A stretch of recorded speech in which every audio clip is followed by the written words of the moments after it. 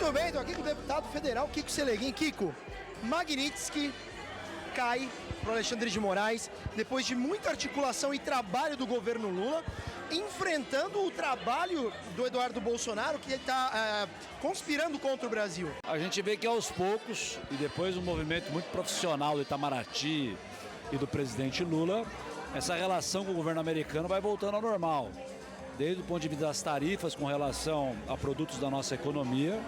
E agora nessa próxima etapa, que não precisa nem discutir legalmente, é completamente injusto aplicar uma legislação que se aplica a terroristas, a criminosos procurados internacionalmente, a autoridades do governo brasileiro, né? Nunca tinha que ter acontecido esse tipo de coisa, mas com muita paciência, cautela, com trabalho duro, sabendo da delicadeza que são essas relações do ponto de vista econômico, que pode prejudicar o Brasil, o presidente Lula coordenou esse processo todo e vem colocando os pingos nos is. Eu acho que a vitória é do Brasil, evidentemente, e muito fortemente do presidente Lula, que soube se impor, defender a soberania com muita dignidade.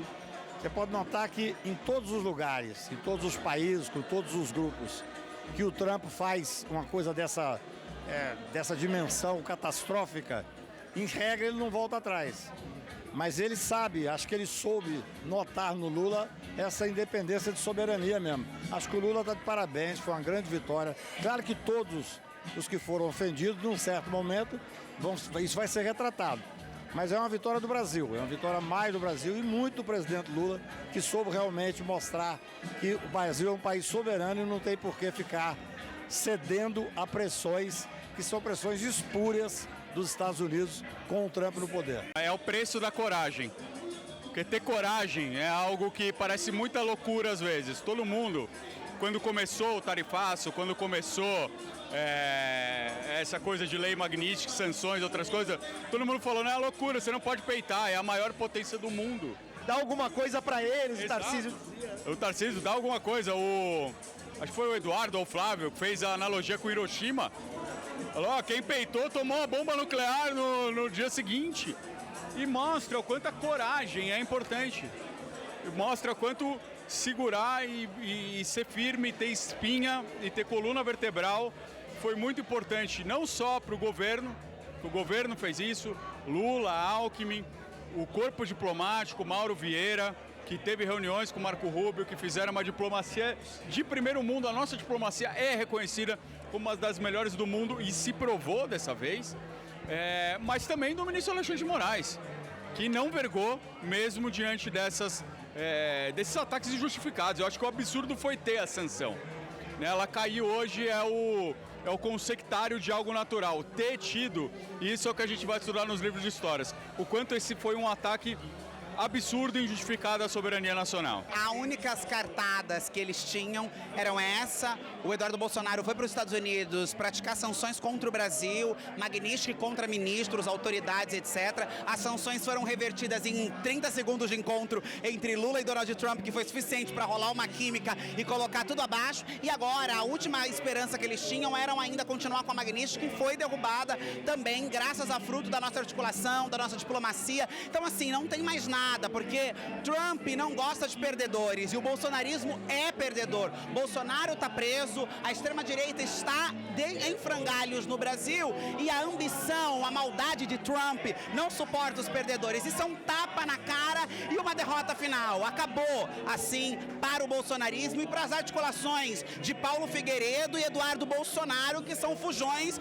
abrigados dos Estados Unidos. Essa semana a gente viu um espetáculo horroroso na Câmara, que foi a absolvição da Carla Zambelli dentro da Câmara, que foi desfeita imediatamente pelo Alexandre de Moraes. É vergonhoso o que aconteceu na Câmara essa semana e demonstra a falta de condução séria por parte do deputado Hugo Mota, que poderia já ter tomado uma medida de pronto assim que a decisão judicial chegou. Decisão judicial se cumpre. Uma deputada com processo em trânsito em julgado condenada, não pode continuar exercendo seu mandato parlamentar. A gente sabe que a parte da Câmara gosta de proteger bandidos, quer aprovar anistia, quis aprovar a PEC da bandidagem para se autoproteger, mas isso é inadmissível, é um ataque à democracia, é um desrespeito ao judiciário brasileiro. existe um processo no qual ela foi condenada por tentar invadir o sistema de justiça com a ajuda de um hacker, perseguir um jovem aqui nas ruas de São Paulo com arma em punho e, de repente, o presidente da casa leva isso para o plenário e o plenário não caça a deputada Carla Zambelli. E pior, o presidente ainda quer fazer uma falsa simetria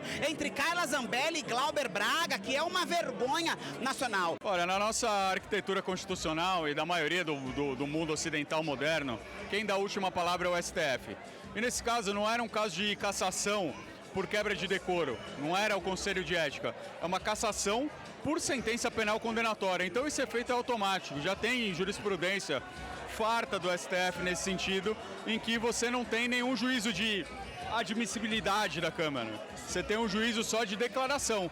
Caberia à mesa diretora da Câmara só declarar a perda do mandato, e foi isso que o ministro Alexandre de Moraes disse. Falou, ó, não tem que deliberar nada. A gente não está deliberando. Quem deliberou foi numa sentença penal condenatória do STF e isso já está decidido. Ramagem deve ir para o mesmo caminho? Provavelmente. Todos condenados com sentença condenatória. Ramagem, Eduardo Bolsonaro, se for condenado. Se for condenado até... Ou quando. Não é questão, como é que ele falava? Não é questão de si, mas questão de quando. Lembra que ele falou? Exatamente. Hoje, o que nós estamos vivendo no Congresso Nacional é a aprovação de uma legislação que tem como objeto uma pessoa. Uma pessoa. E, ao mesmo tempo, repercute em todo o sistema penal brasileiro. Eu espero que a sociedade brasileira reaja nesse final de semana e impeça a evolução ou involução desse diploma legal. O presidente Hugo Mota se esforçou para passar vergonha nesse caso. A real é essa. O processo da Carla Zambelli não teria que ter ido ao plenário de jeito nenhum. Ela já é uma condenada com trânsito julgado, foragida do país, inclusive, presa pela polícia da Itália. Era de ofício, a mesa diretora tem poder para cassar o mandato dele, mas o presidente ali fica tentando se equilibrar e mostrar ser alguém que joga para os dois lados e passa esse tipo de vergonha. E com muita justiça, o Supremo pediu para afastar e chamar o suplente para compor a Câmara dos Deputados. O que você está achando, cara? A importância de ter um evento homenageando a Frente Ampla, fazendo uma homenagem pro Haddad, pra Tebet, pro Alckmin. Como é que você vê isso aí, Kikão? O Prerro é um marco, acho que, da redemocratização do Brasil. Vou usar esse termo mesmo, desde a tentativa de golpe do Bolsonaro, que não terminou no 8 de janeiro e nem começou também em 2023. Foi assim que ele foi eleito. E é bom a gente lembrar disso todo dia, que essa é uma vitória, a gente tem que festejar. Estamos chegando num fim de ano, o ano que vem vai ser melhor. Acho que o Lula vai levar. E hoje a gente tivemos essa notícia fabulosa da retirada da Lei Magnitsky das costas do ministro Alexandre de Moraes, depois de uma negociação do presidente Lula e de seu chanceler Mauro Vieira. Então, todos os motivos para comemorar, né? Parabéns para você, parabéns para o DCM e tamo junto, né?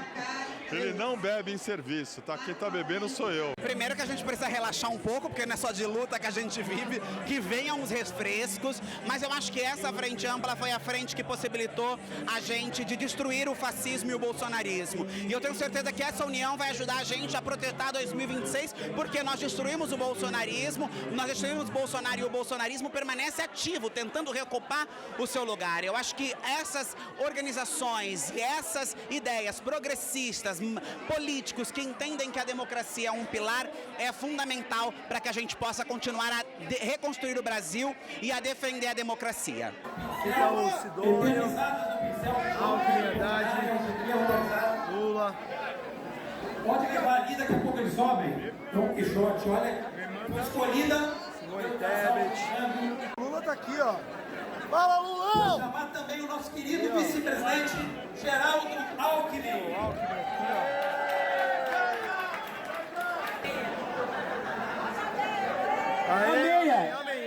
Observem, nosso querido vice-presidente, que é pé quente. Ganhamos em 22, derrotando o Bolsonaro, vamos ganhando em 26 para derrotar o bolsonarismo. Mirando no exemplo do pai dela, que foi um grande senador, ela sabia o que precisava fazer e fez muito bem. Muito obrigado, a palavra é sua. Receba a nossa homenagem e o carinho do Grupo Prerrogativas. Eu gostaria de dedicar essa singela homenagem que eu recebo com muito carinho para todas as mulheres que estão aqui, as mulheres brasileiras. Porque nenhuma mulher ocupa espaço público, seja ele qual for, sozinha. A mulher, para estar onde está, e eu, para estar onde eu estou, outras mulheres lutaram, viveram e morreram para que suas vozes e para que as nossas vozes fossem e sejam ouvidas. Se eu estou aqui hoje é porque mulheres do presente, mulheres que têm nome e mulheres anônimas, guerreiras, que pegam 2, 3 condições por dia, deixam seus filhos nas creches, vão trabalhar, ganhar a miséria de um salário mínimo, voltam para casa para dupla, tripla, às vezes 4 jornadas de trabalho. Mas também, nenhuma mulher alcança espaço público se não tem ao seu lado homens sensíveis que reconhecem que numa democracia não há plenitude se não houver diversidade de vozes, vozes masculinas e vozes femininas. Então eu termino agradecendo primeiro ao meu pai que me trouxe aqui, uma voz masculina que me deu espaço, ao presidente Lula, que reconheceu que era importante ter uma frente ampla, alguém que chegou no 3º lugar nas pesquisas e que insistiu para que eu assumisse o ministério. E aos nossos 2 homenageados, ao nosso vice-presidente Alckmin e ao nosso querido Haddad, porque são meus companheiros e me dão um suporte lá na equipe econômica para que eu possa bem representar o Brasil. Eu, na verdade, eu nunca me vi propriamente como um político. Tanto é que eu fui concorrer a uma eleição com 49 anos de idade, à Prefeitura de São Paulo, a convite do presidente Lula. Ele, no aniversário dele, de 2011, né? 11, cismou que eu ia ser prefeito de São Paulo. E aí ele me chamou, a gente estava na casa de alguém comemorando o aniversário, eu nem lembro de quem, e ele falou: Haddad, eu estou vendo você prefeito de São Paulo. Nós começamos a conversar. Mas eu estava para fazer 49 anos, na minha primeira eleição. O que eu sempre gostei é de projeto. Eu sempre curti olhar para um projeto e falar: cara, eu estou dentro desse projeto, eu estou dentro dessa canoa, eu estou dentro desse negócio, esse negócio vai ser legal, nós vamos curtir fazer isso aqui. Então, eu sempre gostei dessa vibração de olhar para uma coisa, de olhar para um projeto e mergulhar nele quando ele me apaixonava. E o presidente Lula é um cara que faz a gente se apaixonar por projetos. Mas acontece que, logo depois que eu me elegi, nós entramos numa viagem nesse país, em 2013. 2013 foi um ano muito confuso, que as pessoas até hoje demoram muito tempo para decifrar. O que aconteceu em 2013?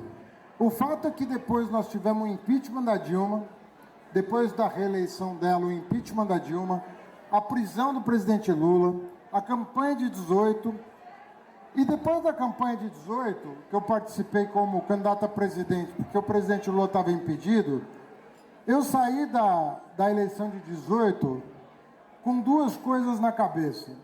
Uma, que eu ia fazer o que tivesse ao meu alcance para que o presidente Lula subisse a rampa do Palácio do Planalto de novo. Porque não era justo o que estava acontecendo, era uma coisa indigna, e não bastava, na minha opinião, tirar o Lula da Polícia Federal. A gente tinha que desagravar o Lula, a gente tinha que fazer ele voltar a governar o país. Esse foi o primeiro sonho que eu tive, que o destino nos permitiu a todos realizar, porque acho que esse sonho era de muita gente. A segunda coisa foi quando o presidente Lula me convidou para ser ministro da Fazenda, o Alckmin, ministro do Desenvolvimento, a Simone, ministra do Planejamento, e nós nos colocamos uma missão que era o seguinte: a economia não pode ser um problema para a reeleição do presidente Lula. E hoje o presidente Lula falou uma coisa muito importante lá na inauguração do SBT News. Ele falou, olhando para um governador de São Paulo, ele falou: Você viu, Tarcísio, que todos os prognósticos feitos pelos economistas no começo do ano não deram certo? O que deu certo foi o Brasil. O que deu certo foi a economia do país. E é motivo da gente, de satisfação de todos nós, né? Ninguém comemorar, né, os caras que apostaram contra o Brasil terem errado. A gente tem que comemorar o fato de que nós demos certo. E o fato da gente estar chegando no final do terceiro ano desse mandato e olhando para um futuro com condição de ver o presidente Lula enfrentar mais uma eleição em nome da democracia, do desenvolvimento, da justiça social, em condições competitivas muito favoráveis, é uma coisa que hoje me torna uma pessoa muito feliz. Muito feliz. Ter vivido 2018, ter passado por aquele calvário e tão pouco tempo depois, ver esse país voltar a sorrir, voltar a ter esperança, voltar a acreditar no seu futuro, isso é uma coisa que não tem preço. Isso é uma coisa que não tem paga. Isso é uma coisa que a gente vai lembrar de ter enfrentado e vai comunicar para as futuras gerações de que vale a pena brigar pelo Brasil. Querido Dr. Marco Aurélio, eu aprendi já há um bom tempo que na política você pode ser um pouco mais à esquerda, um pouco mais à direita, um pouco mais alto, um pouco mais baixo, mas o que diferencia os homens públicos e as mulheres públicas é quem tem apreço pela democracia e quem não tem apreço pela democracia. E quero dizer ao presidente Lula, o presidente Lula salvou a democracia no Brasil. Porque se eles, perdendo as eleições, tentaram dar um golpe, imagine se tivessem ganho. Democracia foi salva. E dizer aos ministros, a Simone e o Haddad, que a democracia faz bem à economia. O PIB cresce, cresce a bolsa, cai o desemprego, cai a inflação. A democracia é premissa de igualdade, melhorou a distribuição de renda, os mais pobres melhoraram, a fome foi reduzida, o Brasil saiu do mapa da fome. Então, venho aqui, Marco Aurélio, para agradecer também a meia do Prerro. Eu estou até pensando em me inscrever no Prerro. Eu sei a diferença entre ex nunc e ex tunc. Obrigado!